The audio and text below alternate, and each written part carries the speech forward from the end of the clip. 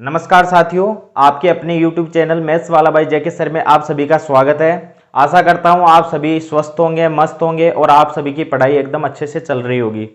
आज फिर एक नए टॉपिक के साथ मैं आप सभी के बीच में हाजिर हुआ हूं।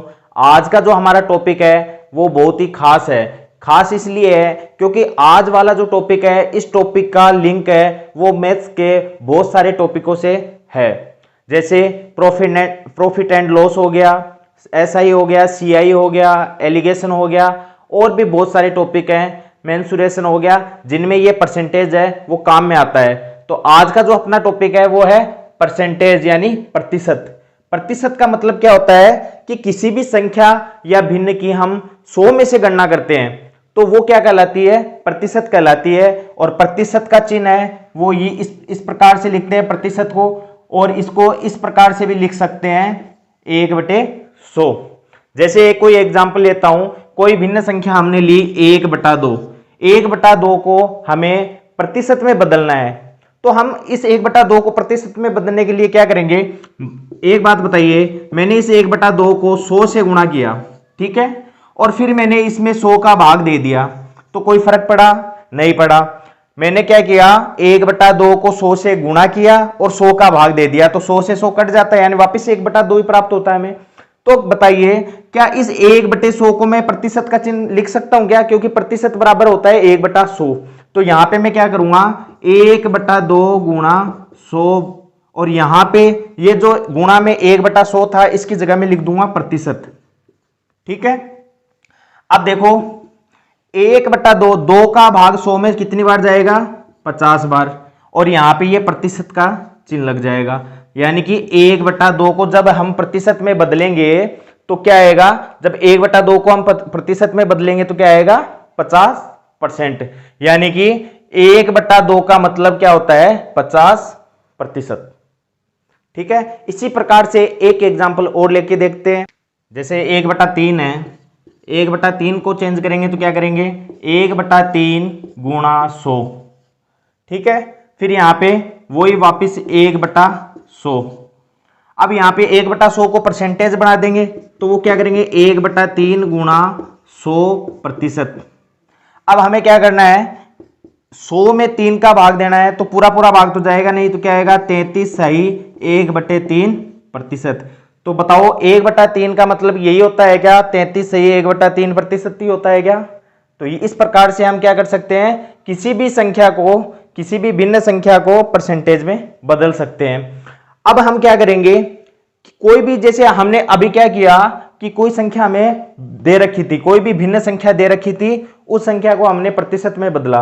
अब हम क्या करेंगे? कोई भी प्रतिशत में संख्या दी हुई होगी उसको भिन्न संख्या में बदलने की कोशिश करेंगे। जैसे कि हमें दे दिया 50% और कहा कि इसे भिन्न संख्या में बदलो या संख्या में बदलो, तो इसको क्या करेंगे? वही है 50 है, प्रतिशत का चिन्ह हटाते ही देखिए प्रतिशत के बराबर में मैं क्या लिख सकता हूं? 1/100 लिख सकता हूं क्या? तो मैंने यहां पे लिख दिया 1/100। अब यहां पे देखो 50 और 100, 0 से 0 कट गया, 5 का भाग 10 में कितनी बार जाएगा? 2 बार, तो यहां क्या आ जाएगा? 1/2। तो 50% को हम क्या लिख सकते हैं? 1/2।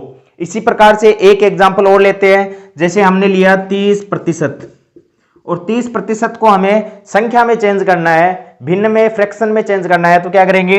वही करना है। जैसे 30 गुणा, प्रतिशत का चिन्ह हटाएंगे तो लिखेंगे 1/100। जब देखो 0 से 0 कट गया, अब 3 और 10 है, दोनों अलग अलग है, ये कटेगा नहीं, तो क्या लिख देंगे इसको? 3/10। अपना आंसर आ जाएगा 3/10। इस प्रकार से हमने क्या सीखा कि कोई भी प्रतिशत की संख्या दे रखी हो हमें, उसे किसी भी संख्या या भिन्न में किस प्रकार से बदला जाता है।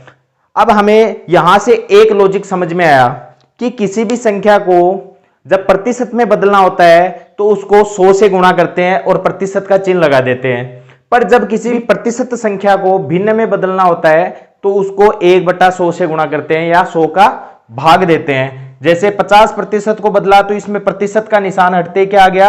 100 का भाग लग गया। इसी प्रकार 30% को संख्या में बदलना था तो क्या किया? प्रतिशत का चिन्ह हटाया और 100 का भाग लगा दिया। इस प्रकार से हमने इसको चेंज किया। अब हम, ये तो बेसिक था। अब कुछ आगे क्वेश्चन की तरफ बढ़ेंगे, इससे पहले मैं एक एग्जांपल मिस्र भिन्न का भी करा के समझा देता हूं आपको। देखिए, जैसे दे दिया 8 से ही 1/3% को बदलिए। क्या दिया? 8 से ही 1/3% के बराबर में बताइए क्या संख्या आएगी। तो जब प्रतिशत का चिन्ह हटाएंगे, पहले तो इसको मिस्र भिन्न है, इसको चेंज करेंगे। तो देखो 8 को 3 से गुणा करेंगे, फिर 1 ऐड कर देंगे, तो ये तो क्या आ गया 25/3। ठीक है, फिर जैसे ही प्रतिशत का चिन्ह हटाएंगे तो क्या आएगा? गुणा में 1/100। 25 से ये 4 बार कट जाएगा। अब यहां से कोई कट रहा है क्या? नहीं कट रहा है, तो क्या आंसर आएगा इसका? 1/12। तो जब इसको 8 से 1/3% को भिन्न संख्या में या संख्या में चेंज करेंगे तो क्या आएगा? 1/12। एक एग्जांपल और देखते हैं, 6 से ही 1/4%। जब इसको चेंज करेंगे तो क्या करेंगे? सबसे पहले मिश्र भिन्न को सोल्व करेंगे, तो ये तो क्या हो गया? 6 चौक 24 और 1 25, 25/4। और इसको जब प्रतिशत का चिन्ह हटाएंगे तो किससे गुणा करेंगे? 1/100 से। 25 का भाग 100 में 4 बार चला जाएगा, और 4 दोनों गुणा में है, तो इसलिए इसका आंसर कितना आएगा? 1/16। तो जब 6 से 1/4% को सरल करेंगे, सोल्व करेंगे, तो कितना आंसर आएगा? 1/16। इस प्रकार से हमने बेसिक तरीके से सीखा कि जब किसी संख्या को या भिन्न को प्रतिशत में बदलते हैं तो 100 से गुणा करके प्रतिशत का चिन्ह लगा देते हैं, और इसी प्रकार से जब किसी संख्या प्रतिशत संख्या को किसी संख्या में या भिन्न में बदलते हैं तो उसमें 100 का भाग लगा देते हैं। अब हम कुछ एग्जाम्पल से लेते हैं और इस टॉपिक को समझने की कोशिश करते हैं। हमने एक एग्जाम्पल लिया है, एग्जाम्पल में क्या दे रखा है कि 1/2% का दशमलव भिन्न में क्या मान होगा। अब देखो इसको सोल्व करेंगे तो सबसे पहले हमें 1/2 दे रखा है, फिर आगे प्रतिशत दे रखा है ना, तो जैसे ही प्रतिशत का निशान हटाएंगे तो क्या करेंगे? 1/100 से गुणा कर देते हैं। 1/2 है, 1/2 को आधे को क्या हम 0.5 लिख सकते हैं क्या? 1/2 का मतलब आधा ही तो होता है, आधे को 0.5 लिख सकते हैं। तो यहां पे क्या करेंगे? 0.5 या 0.5 लिख देंगे, फिर भाग 100। अब एक बात बताओ, पॉइंट है ऊपर, जैसे पॉइंट हटाएंगे तो नीचे एक और 0 आ जाएगा क्या? तो ऊपर तो क्या आ गया? 5, और नीचे क्या आ गया? 1000।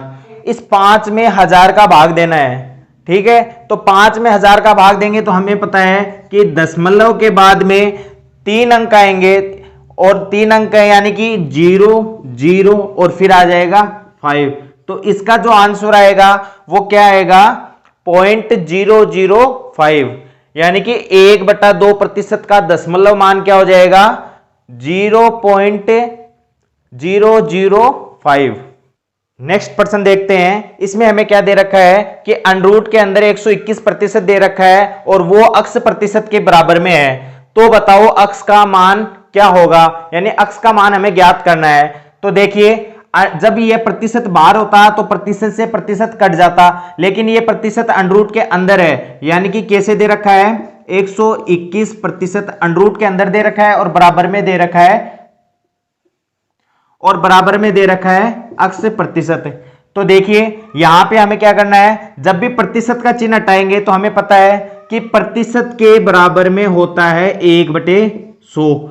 तो क्या जब भी प्रतिशत का चिन्ह हटाएंगे तो 100 का भाग दे देंगे। तो यहां पे क्या करेंगे? अंडररूट 121/100 बराबर में अक्स बटा 100। ठीक है, यहां पे भी प्रतिशत का चिन्ह हटाया और 100 लगा दिया।